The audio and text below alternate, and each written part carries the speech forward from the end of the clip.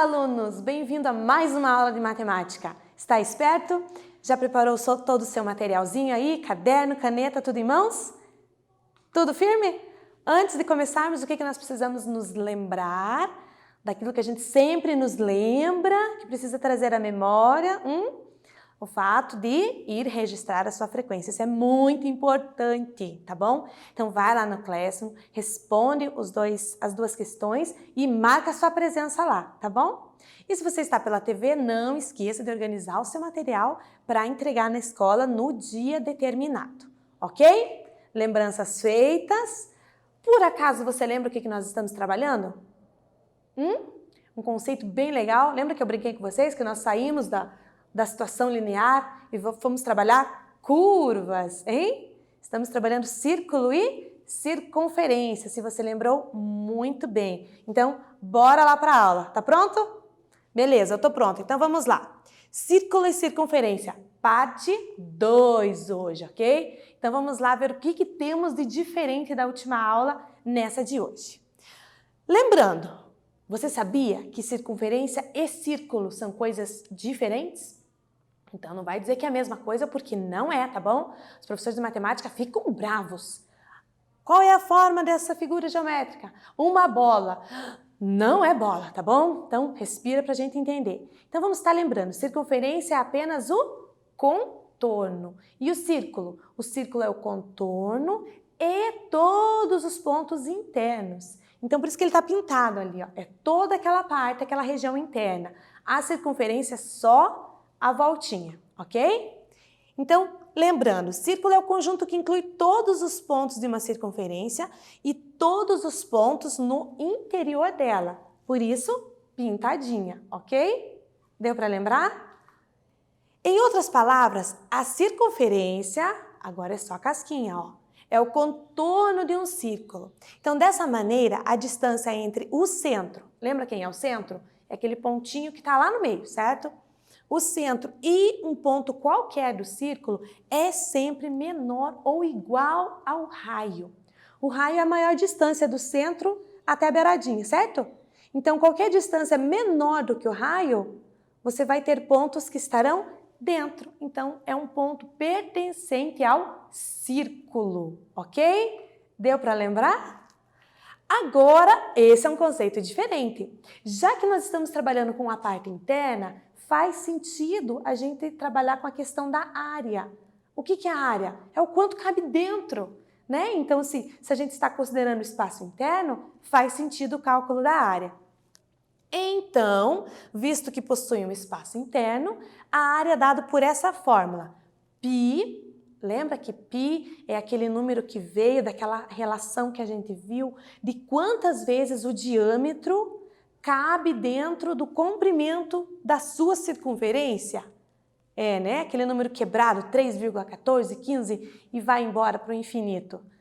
A gente normalmente arredonda para 3,14, né? Mas é esse número complicadinho aí. Então, é π vezes o raio ao quadrado. Então, aqui, ó, vem cá comigo, presta atenção. Quando você vai calcular o comprimento da circunferência, que é o tamanho da casquinha, a gente tem 2πr, certo?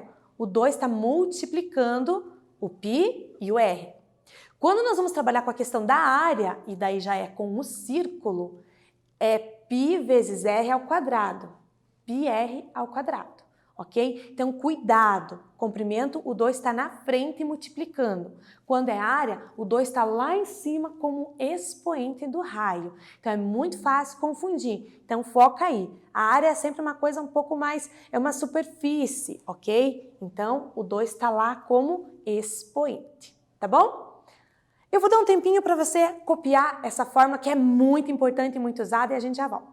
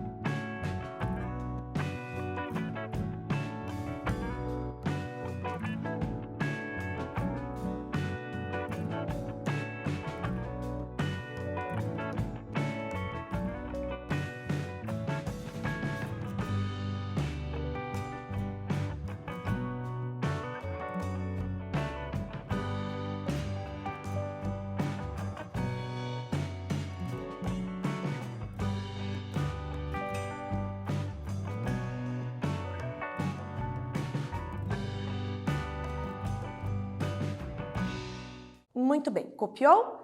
Área πr². Vamos trabalhar alguns exemplos disso? Como é que fica na prática essa continha? Molezinha, gente. Bem tranquilo de ser feito. Então, vamos lá. Exercício 1. Pergunta assim, ó, bem simplesinho. Qual é a área de um círculo de raio 6 centímetros? Então, ele nos forneceu o raio e ele nos deu mais uma informação aqui, ó. Utilize π igual a 3,14. Então, vai existir exercícios que o π ele vai continuar até a resposta. Você não vai substituir ele. Se você olhar as opções aqui, ó, opção A, B, C e D, nós não temos o π, nós temos números decimais ali. Então, significa que ele fez a continha e substituiu o π por 3,14. Se nas opções tivesse π, é porque você ia carregar essa informação até o final, sem precisar fazer essa conta. Nesse caso, vai fazer a continha decimal, tá bom? Eu vou dar um tempo para você fazer e já volto para a gente corrigir.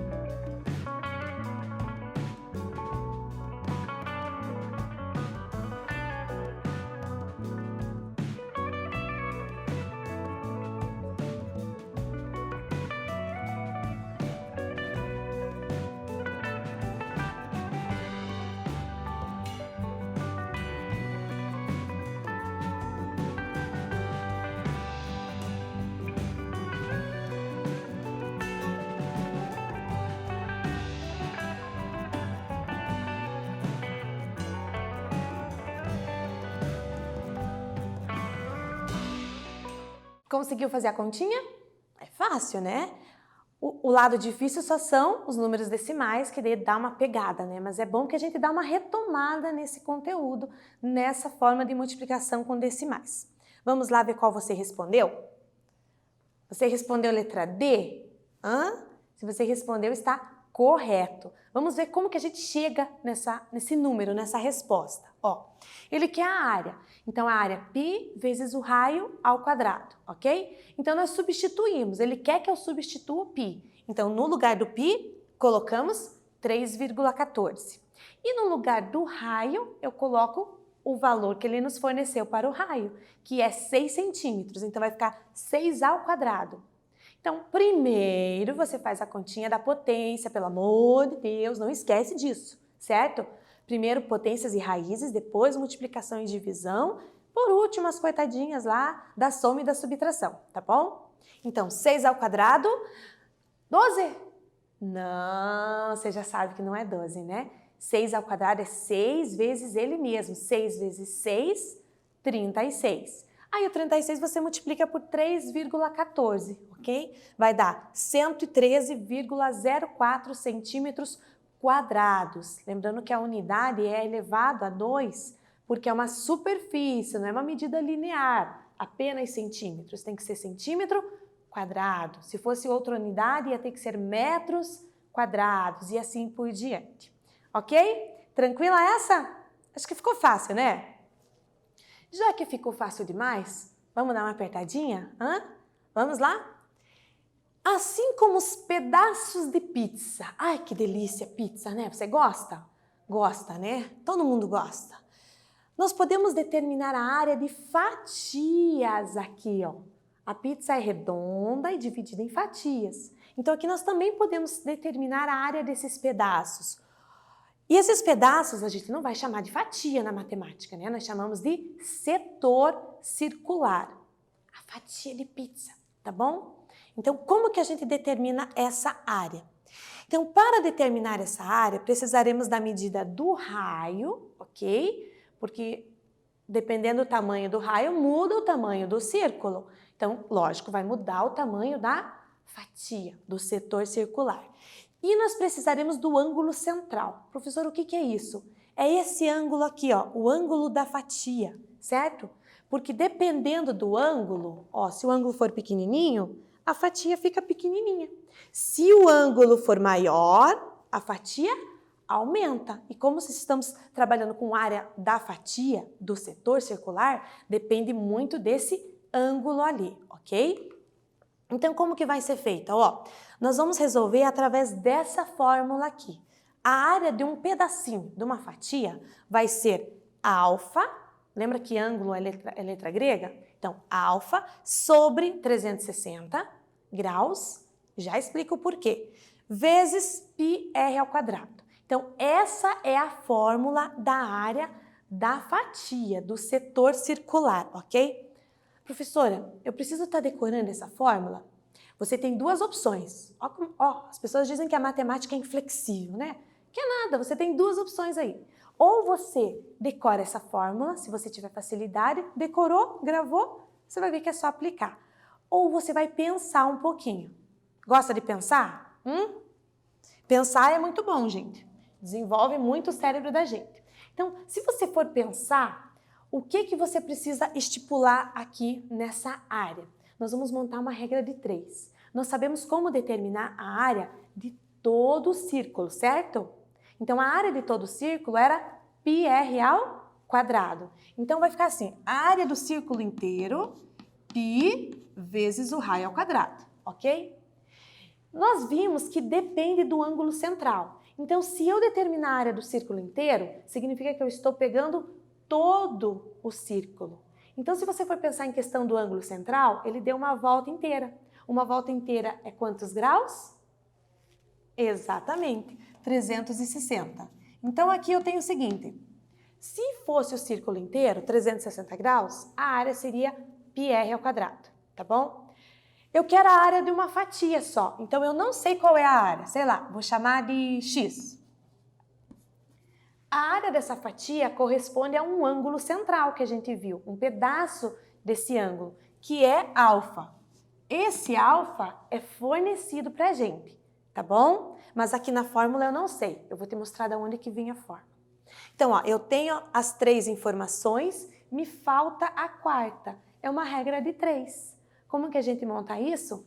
Multiplicando os extremos. Assim, ó, em x, ok? Eu vou tirar esse azinho daqui só para ficar mais fácil da gente entender. Então, ó, área de tudo é 360 graus, área de um pedaço corresponde a um ângulo específico central, tá bom?